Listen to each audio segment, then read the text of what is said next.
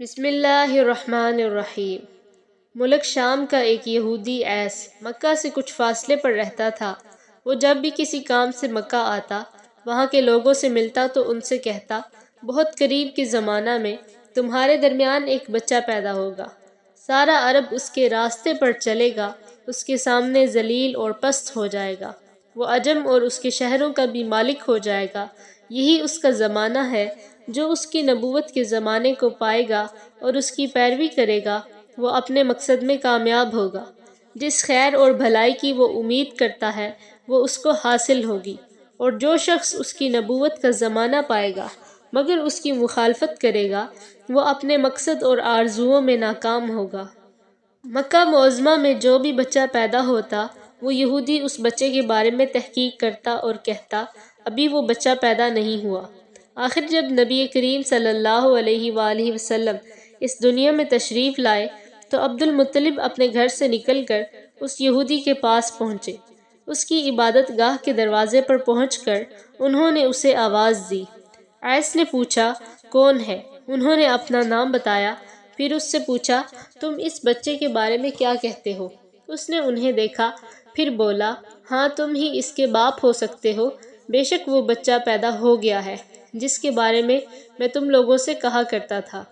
وہ ستارہ آج رات طلوع ہو گیا ہے جو اس بچے کی پیدائش کی علامت ہے، اور اس کی علامت یہ ہے کہ اس وقت اس بچے کو درد ہو رہا ہے۔ یہ تکلیف اسے 3 دن تک رہے گی اور اس کے بعد یہ ٹھیک ہو جائے گا۔ راہب نے جو یہ کہا تھا کہ بچہ 3 دن تک تکلیف میں رہے گا، تو اس کی تفصیل یہ ہے کہ آپ نے 3 دن تک دودھ نہیں پیا تھا۔ اور یہودی نے جو یہ کہا تھا کہ ہاں آپ ہی اس کے باپ ہو سکتے ہیں، اس سے مراد یہ ہے کہ عربوں میں دادا کو بھی باپ کہہ دیا جاتا ہے۔ اور نبی کریم صلی اللہ علیہ وآلہ وسلم نے ایک بار خود فرمایا تھا، میں عبد المطلب کا بیٹا ہوں۔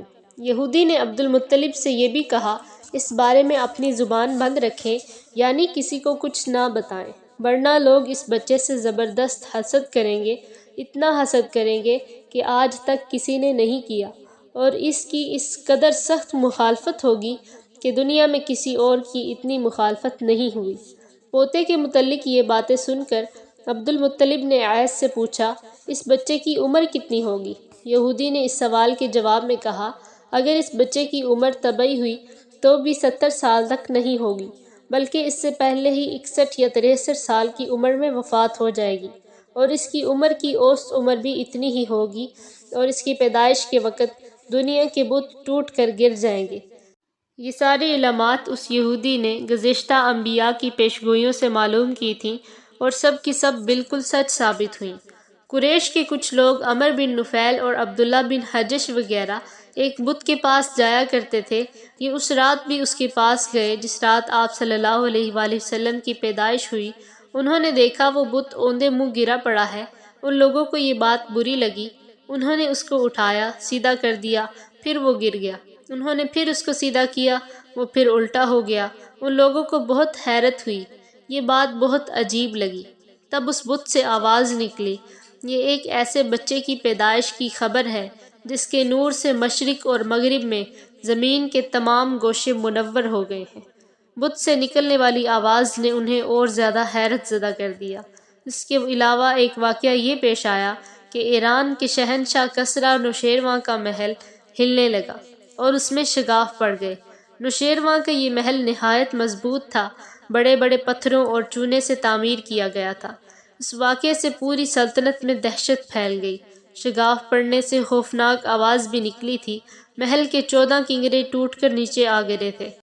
آپ کی پیدائش پر ایک واقعہ یہ پیش آیا کہ فارس کی تمام آتش کدوں کی وہ آگ بجھ گئی جس کی وہ لوگ پوجا کرتے تھے اور اس کو بجھنے نہیں دیتے تھے، لیکن اس رات ایک ہی وقت میں تمام کے تمام آتش کدوں کی آگ آنن فانن بجھ گئی۔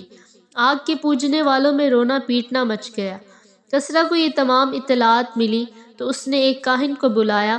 اس نے اپنے محل میں شگاف پڑنے اور آتش کدوں کی آگ بجھنے کے واقعات اسے سنا کر پوچھا، آخر ایسا کیوں ہو رہا ہے؟ وہ کاہن خود تو جواب نہ دے سکا، تاہم اس نے کہا، ان سوالات کے جوابات میرا ماموں دے سکتا ہے، اس کا نام سطیح ہے۔ نوشیروان نے کہا، ٹھیک ہے تم جا کر ان سوالات کے جواب لاؤ۔ وہ گیا، ستیح سے ملا، اسے یہ واقعات سنائے۔ اس نے سن کر کہا، ایک عصا والے نبی ظاہر ہوں گے جو عرب اور شام پر چھا جائیں گے، اور جو کچھ ہونے والا ہے ہو کر رہے گا۔ اس نے یہ جواب کسریٰ کو بتایا۔ اس وقت تک کسریٰ نے دوسرے کاہنوں سے بھی معلومات حاصل کر لی تھی، چنانچہ اس نے یہ سن کر کہا، تب پھر ابھی وہ وقت آنے میں دیر ہے، یعنی ان کا غلبہ میرے بعد ہوگا۔ پیدائش کے 7ویں دن عبد المطلب نے آپ کا عقیقہ کیا اور نام محمد رکھا۔ عربوں میں اس سے پہلے یہ نام کسی کا نہیں رکھا گیا تھا۔ قریش کو یہ نام عجیب لگا، چنانچہ کچھ لوگوں نے عبد المطلب سے کہا، اے عبد المطلب، کیا وجہ ہے کہ تم نے اس بچے کا نام اس کے باپ دادا کے نام پر نہیں رکھا بلکہ محمد رکھا ہے، اور یہ نام نہ تو تمہارے باپ دادا میں سے کسی کا ہے نہ تمہاری قوم میں سے کسی کا ہے؟ عبد المطلب نے انہیں جواب دیا، میری تمنا ہے کہ آسمانوں میں اللہ تعالیٰ اس بچے کی تعریف فرمائے اور زمین پر لوگ اس کی تعریف کریں۔ محمد کے معنی ہے جس کی بہت زیادہ تعریف کی جائے۔ اسی طرح والدہ کی طرف سے آپ کا نام احمد رکھا گیا۔ احمد نام بھی اس سے پہلے کسی کا نہیں رکھا گیا تھا، مطلب یہ کہ ان دونوں ناموں کی اللہ تعالیٰ نے حفاظت کی اور کوئی بھی یہ نام نہ رکھ سکا۔ احمد کا مطلب ہے سب سے زیادہ تعریف کرنے والا۔ علامہ سہیلی نے لکھا ہے کہ آپ احمد پہلے ہیں اور محمد بعد میں، یعنی آپ کی تعریف دوسروں نے بعد میں کی۔ اس سے پہلے آپ کی شان یہ ہے کہ آپ اللہ تعالیٰ کی سب سے زیادہ حمد و ثنا کرنے والے ہیں۔ پرانی کتابوں میں آپ کا نام احمد ذکر کیا گیا ہے۔ اپنی والدہ کے بعد آپ نے سب سے پہلے صوبیہ کو دودھ پیا۔ صوبیہ نبی کریم صلی اللہ علیہ وآلہ وسلم کے چچا ابو لہب کی باندی تھی۔ ان کو ابو لہب نے آپ کی پیدائش کی خوشی میں آزاد کر دیا تھا۔ صوبیہ نے آپ کو چند دن تک دودھ پلایا۔